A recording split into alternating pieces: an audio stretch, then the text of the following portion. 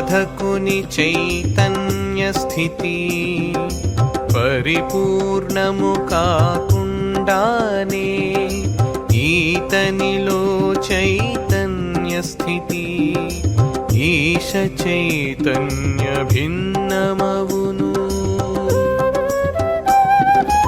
ఈతను క్రమక్రమముగా ఈశ్వర చైతన్యం తానుగా తెలుసుకున్న ఆ స్థితిలో అద్వైత భావము పొందుతాడు.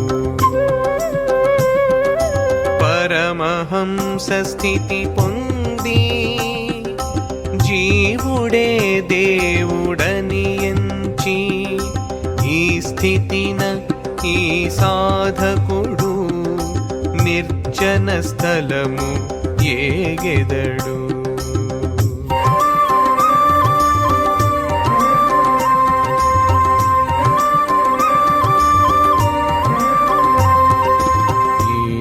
ఈతనాత్మైక్య స్థితి పొంది పూర్తిగా మౌన వ్రతమున నిద్రాహారాలు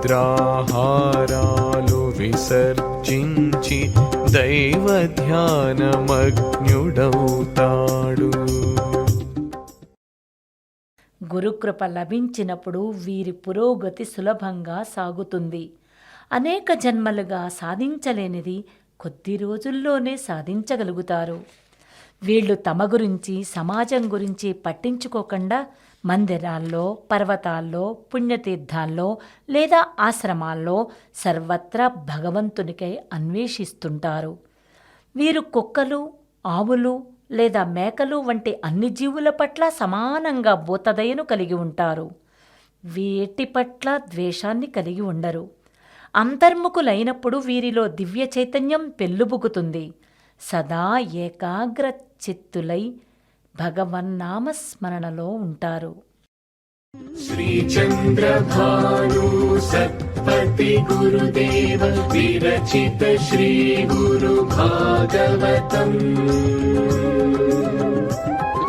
స్వరలయ వికసిత సుమదన శోభిత శ్రీ గురు చరణ సమర్పితం.